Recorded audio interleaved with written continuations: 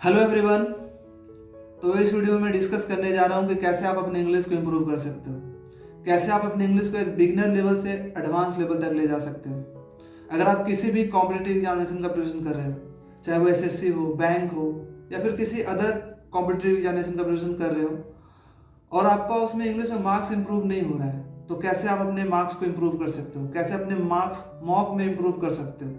अगर आप एक हिंदी मीडियम का स्टूडेंट हो और आपको इंग्लिश एक टफ सब्जेक्ट लगता है, इंग्लिश आपको समझ नहीं आता है, इंग्लिश में वोकैब्स याद नहीं होते हैं, तो कैसे आप अपने इंग्लिश को इम्प्रूव कर सकते हो, कैसे वोकैब्स को याद कर सकते हो। तो ये सारी चीज़ें मैं इस वीडियो में डिस्कस करने वाला हूँ और ये सब सारी चीज़ें मैं अपने पर्सनल एक्सपीरियंस से बताऊँगा, क्योंकि मैं भी एक हिंदी मीडियम का स्टूडेंट हूँ। मेरे लिए भी इंग्लिश काफ़ी टफ सब्जेक्ट था, मुझे भी इंग्लिश समझ नहीं आता था, इंग्लिश में वोकैब्स थे मेरे काफ़ी वीक थे, मुझे बेसिक से लेकर के मुझे काफ़ी वोकैब्स याद करने पड़े। तो ये सारी चीज़ें मैं आपको अपना पर्सनल एक्सपीरियंस भी शेयर करूँगा, कैसे मैंने राइट स्ट्रैटेजी फॉलो करके अपने इंग्लिश को जीरो से लेवल से लेकर के एक अच्छे लेवल तक ले गया, इतना लेवल तक ले गया कि मैंने एसएससी सीजीएल क्रैक किया। तो ये सारी चीज़ें मैं इस वीडियो में डिस्कस करने वाला हूँ। तो ये वीडियो आपके लिए काफ़ी इंपॉर्टेंट हो सकता है, तो इसको आपको कंप्लीट जरूर देखना चाहिए। तो और ये वीडियो सबके लिए वैलिड है। अगर आप अभी प्रिपरेशन स्टार्ट किए हो और अभी से अपना इंग्लिश को इम्प्रूव करना चाहते हो धीरे धीरे, तो आपके लिए भी है। और उनके लिए भी मैंने इसमें कुछ टिप्स दिए हैं जो कि अपना प्रिपरेशन कर रहे हैं, उनका इंग्लिश अच्छा खासा ठीक है, बट उनका मार्क्स मॉक में एक लिमिटेड मार्क्स के बाद इम्प्रूव नहीं हो रहा है। तो कैसे अपने मार्क्स को और इम्प्रूव कर सकते हैं, 50 में अराउंड 40-45 के आसपास मार्क्स अपना कैसे ला सकते हैं, तो ये सब चीज़ें मैं इसमें बताने जा रहा हूँ। तो ये बहुत ही इंपॉर्टेंट आपके लिए वीडियो हो सकता है। इस वीडियो को कंप्लीट जरूर देखें, तभी आपको फायदा होगा। तो विदाउट फर्दर अडू चलिए आगे बढ़ते हैं। तो सबसे पहले लर्निंग आपके लिए यही भी हो गई कि विदाउट फर्दर अडू इसका मतलब होता है कि बिना देरी किए हुए। ठीक है, ये एक इडियम है, तो आप इसे ध्यान में रखना, ये एग्जाम में आपके आ सकता है। विदाउट फर्दर अडू हम लोग आगे बढ़ते हैं। तो सबसे पहले आपको ये बात ध्यान रखना है कि अगर आपको इंग्लिश इंप्रूव करना है तो आपको एक माइंडसेट चेंज करना पड़ेगा अपना।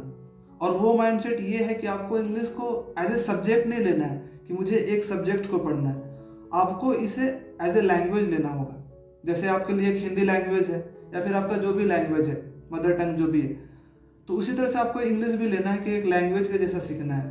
और अगर आप अपने लैंग्वेज को सीख लेते हो तो अगर उसमें आपको कुछ सेंटेंसेस दिए जाएंगे, पूछे जाएंगे कि इसमें एरर कहाँ, तो आप आराम से बता दोगे।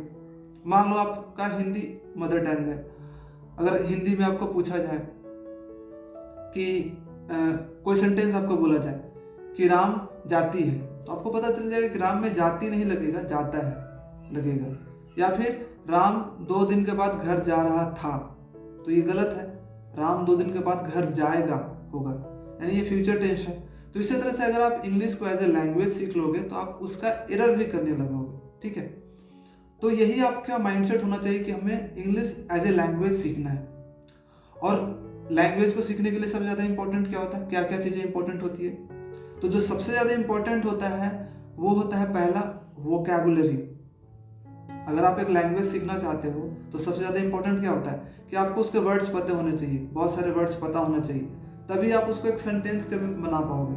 अगर आपको वोकैब्स ही नहीं पता होगा तो आप सेंटेंस कैसे बना पाओगे। तो सबसे ज़्यादा इंपॉर्टेंट हो जाता है इंग्लिश को अगर सीखना चाहते हो तो वो है कि आपको वोकैब्स याद करने पड़ेंगे, और काफ़ी अच्छे खासे वोकैब्स याद करने पड़ेंगे। 5 से 6 हज़ार के आसपास वोकैब्स आपको याद करने पड़ेंगे। ठीक है, तो ये काम हो गया सबसे पहले वोकैब्स। उसके बाद दूसरा काम क्या करना है, आपको अपना रीडिंग स्किल्स को इम्प्रूव करना होगा। तो उसके लिए क्या करना होगा, आपको रीडिंग डालना होगा हमेशा, ये काम हो गया आपका। उसके बाद आपको क्या करना है, आपको ग्रामेटिकली आपको इम्प्रूव करना है अपने आप को, आपको ग्रामर को इम्प्रूव करना है। तो 3 चीज़ें आपको करनी है। सबसे पहले आपको अपना वोकैब्स को इम्प्रूव करना है, उसके बाद दूसरा आपको रीडिंग डालना है, रीडिंग स्किल्स को इम्प्रूव करना है, और तीसरा आपको क्या करना है, तीसरा आपको अपने ग्रामर को इम्प्रूव करना है। तो ये सब चीज़ें मैं 1 बाय 1 डिस्कस करने वाला हूँ, कैसे आप अपने वोकैब्स को इम्प्रूव कर सकते हो, कैसे अपने रीडिंग स्किल्स को इम्प्रूव कर सकते हो और कहाँ से कर सकते हो, और तीसरा कैसे अपने ग्रामर्स को इम्प्रूव कर सकते हो। तो सबसे पहले बात करते हैं कि वोकैब्स को कैसे इम्प्रूव करना है। मान लो आप एकदम बेसिक से स्टार्ट कर रहे हो, आपका वोकैब्स बहुत वीक है, आपको वोकैब्स छोटे छोटे वोकैब्स नॉर्मल वोकैब्स है वो भी नहीं आता आपको, तो कैसे इंप्रूव कर सकते हो? तो इसके लिए सबसे पहले मैं ये बोलूँगा कि अगर आपको इंग्लिश इंप्रूव करना है तो आपको हर दिन का 1-2 घंटे का स्लॉट इंग्लिश के लिए रखना पड़ेगा। मैंने वही किया था कि हर दिन मेरा इंग्लिश इंप्रूवमेंट के लिए 1-2 घंटे का स्लॉट सिर्फ इंग्लिश पढ़ने के लिए था। उस 2 घंटे में मैं सिर्फ इंग्लिश पढ़ता था। तो आपको इसी तरह से हर दिन 1-2 घंटे का स्लॉट जो है, दिन भर का जो 2 घंटे का इसमें टाइम है, उसमें इंग्लिश को डेडिकेट करना पड़ेगा। और वो आपका बेस्ट टाइम होना चाहिए, वैसा टाइम होना चाहिए जब आपको नींद ना आए या फिर आपको आलस ना लगे, ठीक है, वैसा टाइम होना चाहिए। और उस टाइम को आपको डेडिकेट करना है अपने इंग्लिश को इम्प्रूव करने के लिए। और उसी टाइम में आपको अपना वोकैब भी इम्प्रूव करना है, रीडिंग कॉम्प्रिहेंशन भी, और थोड़ा ग्रामर भी आपको देखना है, ठीक है। तो जैसे मेरा टाइम था शाम का, मैंने 6 से 8 का टाइम लिया था, तो वो टाइम मेरे लिए सुटेबल था। और उसी टाइम पे हमेशा मैं इंग्लिश पढ़ता था, इंग्लिश में वोकैब्स याद करता था, रीडिंग कॉम्प्रिहेंशन करता था और ग्रामर का भी प्रैक्टिस करता था। तो आपको भी अपना एक सुटेबल टाइम आपको चूज कर लेना है। अब आपने अपना एक स्लॉट बुक कर लिया कि ये 2 घंटे में पढ़ाई करूंगा, तो अब आपको वोकैब्स इंप्रूव कहाँ से करना है? अगर आप एक बिगिनर्स हो तो मैं आपके लिए रिकमेंड करूंगा कि आपको स्टोरी बुक से आपको वोकैब्स याद करना चाहिए। बुक से आपको ये नहीं कि डायरेक्ट वर्ड मीनिंग आप प्रीवियस ईयर के याद करने लगे नीतू सिंह का बुक से, या कोई और भी बुक से, प्रीवियस ईयर के बुक से बनाने लगे, तो वहाँ से आपको याद करना बहुत डिफिकल्ट होगा, ठीक है। तो अगर आप बिगिनर हो तो आप स्टोरी बुक लो, और उसके लिए सबसे बेस्ट मैं रिकमेंड करूँगा कि आप एनसीईआरटी की बुक उठाओ। और एनसीईआरटी की कौन सी, एनसीईआरटी इंग्लिश की बुक कौन सी क्लास की उठानी है? आपको कम क्लास की, मतलब 5, 6, 7, 8 इन सब क्लास की बुक्स की उठाना है, और उसमें आपको अच्छे वोकैब्स मिल जाएंगे, ठीक है। अगर आप 9, 10 का उठाओगे तो वो काफ़ी डिफिकल्ट हो जाएगा आपके लिए, और किसी के लिए भी डिफिकल्ट होता है, मेरे लिए भी वो डिफिकल्ट 9, 10 का हो जाता है, क्योंकि उसमें काफ़ी एडवांस वोकैब्स का यूज होता है। तो 5, 6, 7 आपको जो सुटेबल लगे, जो क्लास का लगे कि हाँ यहाँ से मुझे समझ में आ रहा है, यहाँ से मुझे वोकैब्स भी मिल रहा है, उस क्लास के एनसीईआरटी बुक्स को ले लेने हैं। तो मैंने पढ़े थे, 5 क्लास का पढ़ा था, 6 क्लास का पढ़ा था और 7 क्लास का पढ़ा था। 3 एनसीईआरटी के बुक्स को पढ़े थे और वहां से वोकैब्स याद किया था। अब आपको कैसे वोकैब्स याद करना है? आपको मान लो हर दिन एक चैप्टर लेना है। मान लो आपने 6 क्लास का एनसीईआरटी बुक स्टार्ट किया पढ़ना, तो आपको पहला स्टोरी पढ़ना, उसमें फर्स्ट स्टोरी पढ़ना है और उसको पढ़ते जाना है। आपको जहाँ पे भी एक वोकैब ऐसा मिले, आपको ऐसा वर्ड मिले जिसका आपको मीनिंग नहीं आता है, आपको वहाँ पे अंडरलाइन करना है उसे, और एक डिक्शनरी रखना अपने पास, mobile dictionary, English to Hindi dictionary, और उसको वहाँ पे उसी वर्ड्स को लिख लेना, ठीक है। जैसे कि मैंने इस पिक में दिखाया, आप यहाँ पे देख सकते हो कि कैसे मैं एक स्टोरी पढ़ता था, उसमें जितने भी वोकैब्स मिलते जाते थे उसका वर्ड्स हिंदी मीनिंग को वहीं आसपास मैं लिख लेता था और याद करता था। तो आपको ये करना है। और वोकैब्स को कैसे याद करना है इसकी कंप्लीट वीडियो मैंने बना दी है, आप उसे इस वीडियो को देख सकते हो, उसका लिंक मैंने डिस्क्रिप्शन में भी डाल दिया और यहाँ पे आई बटन पे भी आ रहा होगा, तो उस वीडियो को देखना, वहाँ पे पता चल जाएगा कैसे अपने वोकैब्स को इम्प्रूव कर सकते हो, ठीक है। तो आपको ये काम करना है कि आपको एक स्टोरी बुक से, नॉवेल से, या फिर जो भी बुक जो आपको पढ़ने में अच्छा लगे उससे आप वोकैब्स अपना याद करना शुरू करो, ठीक है। ये होगा बिगिनर्स लेवल के लिए। और उसके बाद अगर आप थोड़ा आपको वोकैब आता है, आपका वोकैब स्ट्रॉन्ग है, तो इंटरमीडिएट लेवल के लिए क्या करना है, या फिर जब आप 1000-2000 वर्ड्स के आसपास याद कर लेते हो, एनसीईआरटी के 2-3 क्लास के बुक पढ़ लेते हो, तब आपको क्या करना है? अब आपको प्रीवियस ईयर के बुक्स पढ़ने हैं। अब आपको नीतू सिंह का बुक हो गया, उससे वर्ड मीनिंग याद करना है, या फिर कोई भी एसपी बख्शी का बुक हो गया, या फिर ब्लैक बुक हो गया, वहाँ से वर्ड मीनिंग याद करना शुरू करो, ठीक है। वहाँ से एक एक करके वोकैब्स याद करना है, धीरे धीरे करके याद करते जाओ। मान लो हर दिन का टारगेट रखो 20 वर्ड मीनिंग याद करने का, 20-30 वर्ड मीनिंग याद करने का। तो ए से स्टार्ट करो, फिर बी में जाओ, बी से जितने भी वर्ड से स्टार्ट होते हैं, फिर सी में जाओ, ऐसे कर करके धीरे धीरे करके स्टार्ट करो। और आपको ऐसे याद नहीं करना है कि आपको एक वर्ड दिया हुआ तो उसका 5 सिनोनिम क्या होगा वो याद करता हूँ, वैसे नहीं याद करना है। आपको एक वर्ड दिया हुआ, उसका एक बस हिंदी मीनिंग आप याद करो। आप वर्ड का मीनिंग याद करते जाओ, आपको जब उसका अपोजिट आएगा तो अपने आप पता चल जाएगा कौन इसका अपोजिट है, कौन इसका सिमिलर है। तो आपको सिनोनिम्स या फिर एंटोनिम्स याद करने की जरूरत नहीं है, सिर्फ वर्ड मीनिंग याद करने की जरूरत है। तो जो 2 घंटे का आप जो स्लॉट देते हो उसमें से 1 घंटे अपना आपको वोकैब्स याद करने के लिए देना है और रिवाइज करने के लिए देना है। और एक बात और याद रखना है कि जब भी आप दूसरे दिन पढ़ना स्टार्ट करो तो सबसे पहले 10 मिनट का जो टाइम है उसको पहले क्या क्या पढ़ा है, कौन कौन सा वोकैब्स याद किए हैं, उसको रिवीजन करो। बहुत इंपॉर्टेंट है कि जब रिवीजन नहीं करोगे तो आप भूल जाओगे। तो मैं वही करता था, सबसे पहले मैंने मान लो कि आज मैंने कुछ वोकैब्स याद किया और अगले दिन पढ़ने बैठा तो सबसे पहले मैं कल क्या क्या वोकैब्स याद किया था उसको मैं रिवाइज करता था। और साथ में क्या करता था, मैं रफ कॉपी रखता था, मैं लिख लिख करके वोकैब याद करता था। मान लो कोई मीनिंग है मैग्नैनिमस, तो मैं मैग्नैनिमस 4-5 बार लिखता था, उसका हिंदी मीनिंग भी लिखता था, बड़े दिल वाला। जो आदमी बड़े दिल वाला होता उसको बोलते हैं मैग्नैनिमस, ठीक है।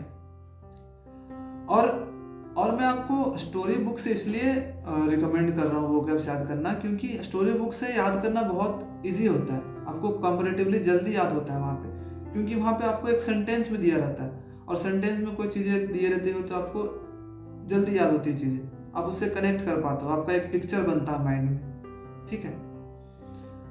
इसलिए मैं आपको बुक रिकमेंड करूंगा कि आप जब स्टार्टिंग फेज में हो तो आप बुक से याद करो, 1000-2000 मीनिंग्स जब बुक से याद कर लो तब जा करके आप previous year questions, previous year word meanings याद करना शुरू करना। ये हो गई बात। अब और भी क्या चीजें हैं कि आपको हमेशा अपना एक वोकैब्स का नोट कॉपी रखना है और उस नोट कॉपी में जितने भी नए वोकैब्स इधर उधर से मिलते आ रहे हो, जब आप पढ़ रहे हो, कहीं पे पढ़ रहे हो, आपको एक नया वोकैब मिला, आपने उसमें नोट डाउन कर लिया। आप अगर मॉक टेस्ट दिए, मॉक टेस्ट में 4-5 मीनिंग मिले नए आपको, तो आपको एक वोकैब की कॉपी में लिख लेना है। तो आपको अपना माइंडसेट बनाना ऐसा होगा कि आपको वर्ड्स ढूंढने हैं और उनको याद करना है, ठीक है। तब जा करके आपका वर्ड मीनिंग याद होगा। और चिंता करने वाली बात नहीं है, धीरे धीरे करके आपका वर्ड्स अपने आप इम्प्रूव होगा।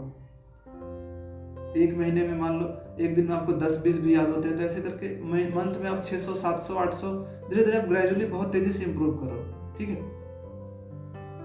तो आपको ऐसे वर्ड मीनिंग याद करने हैं। जैसे जैसे आप इम्प्रूव करते जाओगे, जैसे जैसे आपका वर्ड मीनिंग याद होता जाएगा, तो आप देखोगे कि आपका वर्ड मीनिंग वो कहीं ना कहीं सेंटेंसेस में आ रहा है। अगर आप स्टोरी पढ़ रहे हो तो वहाँ पे आप जो याद की है वर्ड मीनिंग वो आ रहा है, या फिर अगर आप मॉक टेस्ट दे रहे हो तो आपको वहाँ पे मिल रहा है। धीरे धीरे करके आपको कनेक्शन मिलने लगेगा। लेकिन ऐसा भी होगा कि आप मान लो 2 महीने वर्ड मीनिंग याद किए, फिर भी आपके कुछ कुछ वोकैब्स नहीं आ रहे हैं, तो आपको इसमें डिप्रेस होने की जरूरत नहीं है या फिर लो फील करने की जरूरत नहीं है, क्योंकि थोड़ा सा टाइम लगता है। आप जब 5-6 महीने डेडिकेटेड होकर वर्ड मीनिंग याद करोगे तब आपका वोकैब अच्छा हो जाएगा और तब जा करके आपको जहाँ पे भी आपको वर्ड मीनिंग मिलेंगे तो आप उसे कर लोगे सॉल्व। जब आप 5-6 हज़ार वर्ड मीनिंग याद कर लेते हो तब आप अपने आप को मान सकते हो कि आपका वर्ड मीनिंग स्ट्रांग हो गया या फिर वोकैब्स इंप्रूव हो गया। तो आपको ये करना है। उसके बाद दूसरी चीज़ क्या करना है, वो है रीडिंग कॉम्प्रिहेंशन। आपको अपना रीडिंग कॉम्प्रिहेंशन इंप्रूव करना है। तो इसके लिए क्या करना होता है, आपको रीडिंग डालना होगा। आप रीडिंग डालो। तो एक तो मैंने बताया कि जो बिगिनर लेवल के हैं वो क्या करो, स्टोरी बुक से पढ़ो और वहाँ से वोकैब्स याद करो। तो उनका तो दोनों काम साथ में हो रहा है, रीडिंग भी कर रहे हैं पर वोकैब्स भी साथ में याद कर रहे हैं। पर जो मान लो कि आप बिगिनर जब इंटरमीडिएट लेवल पे आ गए, सिर्फ आप प्रीवियस याद कर रहे हो, ए से जितने भी लेटर्स आ रहे हैं वो याद कर रहे हो, बी से, तो 1 घंटा आपने वोकैब्स याद किया, तो 1 घंटे आधे घंटे के आसपास 45 मिनट के आसपास आपको अब रीडिंग डालना पड़ेगा। तो रीडिंग में कोई ऐसी चीज़ डालो जो आपको इंटरेस्टिंग लगे। ऐसा नहीं कि आप न्यूज़पेपर उठा लिए बहुत डिफिकल्ट द हिंदू और उसमें समझ ही नहीं आ रहा है, तो मैं द हिंदू कभी रिकमेंड नहीं करता हूँ। आप कोई स्टोरी बुक्स कर सकते हो, नॉवेल्स पढ़ सकते हो, या फिर आप कोई भी मोटिवेशनल बुक पढ़ सकते हो, ठीक है, आप ये कर सकते हो। और आपको एक्टिव रीडिंग करना है। अब एक्टिव रीडिंग का मतलब क्या होता है कि आप जैसे जैसे पढ़ते जाओ एक सेंटेंस, वैसे वैसे उसमें सारी चीज़ें इम्प्लीमेंट भी करते जाओ। यानी क्या चीज़ें, आपको ये भी देखना है कि इस सेंटेंस में नाउन क्या है, इसमें कौन सा टेंस यूज हुआ है, इसमें वर्ब क्या है, इसमें ऑब्जेक्ट क्या है। ठीक है, तो ये सब चीज़ें भी थोड़ा थोड़ा आप देखते जाओ। स्टार्टिंग में आपको काफ़ी डिफिकल्ट लगेगा, थोड़ा सा लगेगा अनईजी टाइप का लगेगा कि टाइम ज़्यादा लग रहा है, लेकिन जैसे जैसे आप प्रैक्टिस करते जाओगे, जब 1 मंथ का प्रैक्टिस हो जाएगा ऐसे याद करने, थोड़ा सा एक्टिव रीडिंग का, तो वो अपने आप होता जाएगा। आपको पता चल जाएगा सेंटेंस में इस टेंस का यूज़ किया गया है, इसमें ये प्रीपोजिशन है, ये सब्जेक्ट है, ये वर्ब है। तो ऐसे जब एक बार आपका माइंडसेट हो जाता है, आपको पकड़ में आने लगता है कि सेंटेंस में कौन सा टेंस यूज हुआ, वर्ब कौन सा यूज हुआ, प्रीपोजिशन कौन सा यूज हुआ, कनेक्टिंग वर्ड कौन सा है, तो आपको ये ग्रामर में बहुत हेल्प करता है। तो आपको ऐसे अपने एक्टिव रीडिंग को डेवलप करना है। ठीक है, आपका जो भी मैं प्रोसेस बोल रहा हूँ वोकैब्स याद करने का, रीडिंग डालने के लिए वो स्टार्टिंग में आपको थोड़ा सा बोरिंग लगेगा, लेकिन जैसे जैसे आप करते जाओगे ग्रेजुअली, डेली उसी टाइम पे करोगे, डेली उसी टाइम पे आपको याद करना है, डेली उसी टाइम पे वोकैब याद करोगे, रीडिंग डालोगे, तो धीरे धीरे करके एक हैबिट बन जाएगा और कुछ दिनों के बाद आपको वो इंटरेस्टिंग लगने लगेगा। तो आपको ये करना है। ठीक है, अब बात आ गई कि मैंने वोकैब्स को भी याद कर लिया 1 घंटे, अब उसका बीच बीच में रिवीजन भी करते जा रहे हो। ठीक है, उसके बाद रीडिंग भी डालते जा रहे हो। रीडिंग भी आपको कोई हार्ड कॉपी में करना है, कभी भी सॉफ्ट कॉपी में PDF से मत करना। कोई भी एक बुक रखना अपने पास, उससे करना, ताकि रीडिंग करते समय भी आपको नए वोकैब्स मिलेंगे, तो उसको भी आपको राइट डाउन करना, वहाँ पे अंडरलाइन करके हिंदी लिख लेना है और उनको भी याद करना है, पीछे थोड़ा सा देखना है। तो ऐसे आपको करना है। उसके बाद ये दोनों चीज़ हो गई, रीडिंग हो गई, वोकैब्स याद हो गया। अब आपको क्या करना है कि आपको ग्रामर क्या करना है। तो ग्रामर को कैसे इंप्रूव कर सकते हो, तो ग्रामर इंप्रूव करने के लिए मैंने क्या किया कि सबसे पहले जो मेरे टीचर पढ़ाते थे, मैं उनके नोट्स कॉपी को बहुत अच्छे से करता था। जो भी पढ़ाते थे, मान लो नॉन पढ़ा है तो नॉन के जितने भी रूल्स हैं मैं मल्टीपल टाइम्स याद करता था, रटता था, पहले रटने की कोशिश करता था, फिर समझने की भी कोशिश करता था कि हाँ नॉन क्या है, कौन कौन सा टाइप का नॉन होता है। और जब मैं रीडिंग करते रहता था तब मैं कनेक्ट करने की कोशिश करता था रूल्स को। मान लो टेंस है तो टेंस को इससे कनेक्ट करने की कोशिश करता था मैं अपने रीडिंग से। तो वैसे कनेक्शन करते करते, अपने नोट्स कॉपी को बार बार करते करते धीरे धीरे करके मेरा इंग्लिश इम्प्रूव हुआ। ठीक है, ये जो मैं बता रहा हूँ वो इजी नहीं है, काफ़ी डिफिकल्ट है। मुझे कम से कम 6 से 8 महीने का टाइम लगा, हर दिन उसी टाइम पे पढ़ना 2 घंटे इंग्लिश, अपने वोकैब्स को इम्प्रूव करना, रीडिंग कॉम्प्रिहेंशन को इम्प्रूव करना, ग्रामर को इम्प्रूव करना, और धीरे धीरे करके ये इम्प्रूव हुआ। तो आपको भी इसी तरह से करना है। तो ग्रामर आप ऐसे इम्प्रूव कर सकते हो। तो ग्रामर में आप क्या कर सकते हो कि आपका जो भी क्लास टीचर पढ़ाते हैं उसे आपको मल्टीपल टाइम करना है, उसका एक प्रॉपर नोट्स कॉपी बनाना है, मल्टीपल टाइम उसको रिवीजन करना है, याद करना है, और हर एक चैप्टर पे कम से कम 150 से 200 आसपास क्वेश्चंस आपको करने की कोशिश करनी है, और उन्हीं क्वेश्चंस को बार बार करना है। ये नहीं कि आपने 100 क्वेश्चन किए और फिर से 200 मतलब इधर उधर से क्वेश्चन कर रहे हो। आप एक बुक रखो, नाउन सब्जेक्ट आपका पढ़ाई हुआ, नाउन से जितने भी क्वेश्चंस होते हैं आप करो, और उसी को 2-3 बार करो, अपने नोट्स कॉपी को करो और उस बुक को करो। और नाउन जो पढ़ते हो उसको रिलेट करने की कोशिश करना। जब आप रीडिंग डालते हो तो सर्च करने की कोशिश करना कि कौन कौन सा इस सेंटेंस में नाउन है। अगर आप टेंस पढ़ रहे हो तो टेंस कनेक्ट करने की कोशिश करना कि इसमें कौन सा टेंस यूज हुआ है जब आप रीडिंग डाल रहे हो तब। वर्ब जब पढ़ रहे हो तो वर्ब ट्राई करना, वर्ब खोजने की कोशिश करना कि वर्ब मैं कैसे पहचान सकता हूँ सेंटेंस में। तो ऐसे कर करके धीरे धीरे करके आपका इंग्लिश इम्प्रूव होगा। और अगर आप इस स्ट्रैटेजी को 6 मंथ तक फॉलो करते हो, अगर आप 2 घंटे डेडिकेटेड हर दिन इंग्लिश के लिए देते हो, उसी टाइम पे आप वोकैब याद करते हो। वोकैब्स में भी क्या क्या आपको याद करना है, आपको वर्ड मीनिंग तो याद ही करनी है, 1 वर्ड सब्स्टिट्यूशंस भी याद करने हैं, इडियम्स फ्रेजेस भी याद करने हैं, फ्रेजल वर्ब्स भी याद करने हैं। ऐसे करोगे धीरे धीरे करके आपका इंग्लिश इंप्रूव होगा, और कुछ टाइम के बाद आपका इंग्लिश काफ़ी अच्छा हो जाएगा। अब एक टिप्स उनके लिए भी जो कि जिनका इंग्लिश ठीक ठाक है बट उनका इंग्लिश इंप्रूव नहीं कर रहा, मतलब उनके मार्क्स इंप्रूव नहीं कर रहे, 50 में 30-35 के आसपास उनका मार्क स्टक हो गया और वो 45 तक पहुंचाना चाहते हैं, तो वो कैसे पहुंचा सकते हैं। तो उनके लिए मेरा एक स्ट्रैटेजी है जो कि मैंने अप्लाई किया था कि आपको इंग्लिश का 25 से 30 सेट अपने पास लेना है, कहीं से भी आपको उठा लेना है, कोई भी बुक से, प्रीवियस ईयर हो गया या फिर कोई भी 25 सेट इंग्लिश का जो कंप्लीट होता है वो आपको प्रैक्टिस करना है। आपको कैसे करना है प्रैक्टिस, उसको 100% करना है। एक आपने सेट दिया, 25 क्वेश्चन का सेट दिया, उसे बहुत अच्छे से किया, सारी चीज़ उसको याद कर लिया, उसके ग्रामर कौन कौन सा मिस्टेक है, उसमें वोकैब्स क्या याद यूज हुए हैं, सारी चीज़ें 100% उसको अच्छे से कर लिया। फिर दूसरे दिन किया दूसरा टेस्ट, तीसरे दिन किया, चौथे दिन, ऐसे करके आपको 25 टेस्ट देने हैं, 25 प्रैक्टिस सेट देने हैं और 25 को बहुत अच्छे से कर लेना है। बहुत इतना अच्छे से करना है कि आपको कोई भी क्वेश्चन अगर पूछा जाए, कोई भी वोकैब पूछा जाए उन 25 में से, तो आपको कंफ्यूजन ना हो। आपको 1 मंथ का टाइम देना है, 1 मंथ में आपको ट्राई करना है कि 25 सेट बहुत अच्छे से कर ले। अगर आप ये कर लेते हो, उनको 3-4 बार रिवाइज भी कर लेते हो, तो आपको ऑटोमेटिक आपका 10 मार्क्स आपका मॉक टेस्ट में इम्प्रूव हो जाएगा।